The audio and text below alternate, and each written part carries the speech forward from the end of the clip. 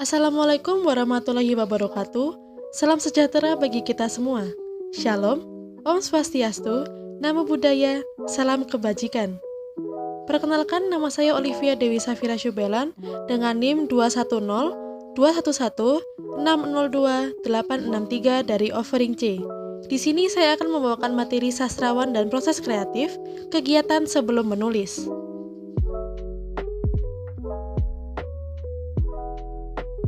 Kegiatan sebelum menulis. Ada beberapa kegiatan yang dilakukan oleh sastrawan sebelum ia menulis karya sastranya. Kegiatan ini bisa berupa kegiatan yang sudah lama berlangsung sebelum proses dia menulis karya sastranya, atau bisa juga kegiatan menjelang dia menulis. Kegiatan yang dilakukan sastrawan sebelum menulis pada umumnya adalah berjalan-jalan, membaca, mendengarkan, dan memperoleh pengalaman. Yang pertama, berjalan-jalan. Beberapa sastrawan banyak mendapatkan idenya setelah berjalan-jalan. Salah satu contohnya adalah Budi Dharma. Budi Dharma ini senang berjalan-jalan. Oleh karena itu, semua karya Budi menurut pengakuannya lahir dalam perjalanan. Salah satu contohnya adalah novel Olenka yang ditulis oleh Budi Dharma pada akhir tahun 1979. Selain itu, ada juga beberapa cerpen yang dibuat oleh Budi Dharma setelah ia berjalan-jalan, seperti cerpen Laki-laki Tua Tanpa Nama, Joshua Karabis, Keluarga M, Ores, Yorick, Nyonya Elberhard, dan Charles Le Born yang dikumpulkan dalam kumpulan cerpen Orang-orang Bloomington. Semuanya itu bercerita tentang hasil pengalaman dan penghayatannya selama ada di perjalanan, yakni tentang kota dan orang-orang Bloomington. Selanjutnya ada membaca. Bekal menjadi seorang pengarang adalah banyak membaca. Biasanya, setiap pengarang memiliki riwayat hidup masa kecil yang gemar membaca. Contohnya seperti Chairil Anwar. Sejak kecil, dia suka sekali membaca buku. Dan ketika masih SD, dia sudah membaca buku-buku sastra yang dibaca oleh siswa SMA, bahkan orang dewasa. Penguasaan bahasa asingnya di samping bahasa Belanda, bertambah lagi dengan bahasa Inggris dan bahasa Jerman yang aktif. Dengan 3 bahasa tersebut, jendela sastra dunia terbuka lebar bagi Chairil. Selain itu, ada juga Arsvendo Atmowiloto. Kebiasaannya dalam mengarang tidak muncul begitu saja. Jauh sebelumnya, ia sudah termasuk kutu buku.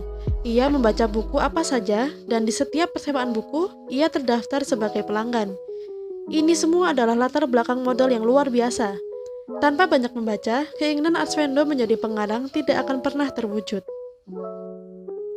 Selanjutnya ada mendengarkan. Kegiatan ketiga yang bisa dilakukan sastrawan sebelum mengarang adalah mendengarkan. Contohnya seperti sastrawan Ali Akbar Nafis yang mendapatkan ide cerpen Robohnya Surau Kami dari cerita Pak M. Syafei tentang orang Indonesia yang masuk neraka karena malasnya. Selain itu, ada juga cerpen Pemburu dan Serigala yang idenya muncul setelah mendengarkan cerita Dahlan Jambek tentang keadaan Soekarno yang dirongrong oleh serigala di sekitarnya. Ada juga cerpen Jodoh yang idenya timbul setelah mendengarkan cerita Wisran Hadi tentang laporan Hamid Jabar setelah menikah. Yang terakhir ada memperoleh pengalaman. Kegiatan yang dilakukan sastrawan sebelum mengarang adalah mencari pengalaman. Ada beberapa sastrawan yang memanfaatkan pengalamannya ke dalam karya sastranya. Contohnya seperti sastrawan bernama Hemingway.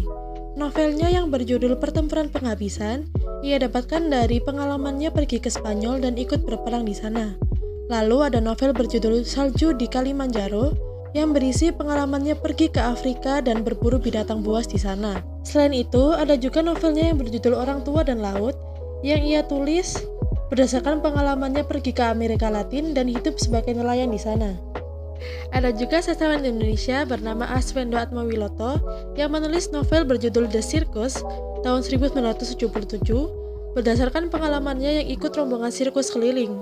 Di sanalah ia baru tahu bahwa pemain sirkus wanita yang sudah kawin tidak boleh ikut bermain, latihan mereka itu berat, pemain inti tidak bergaul sebagaimana manusia biasa, dan pemain itu sudah dilatih sejak kecil seperti juga binatang-binatang yang dilatih di sana. Sekian penjelasan dari saya, mohon maaf jika masih ada banyak kekurangan dan kesalahan. Terima kasih dan selamat siang.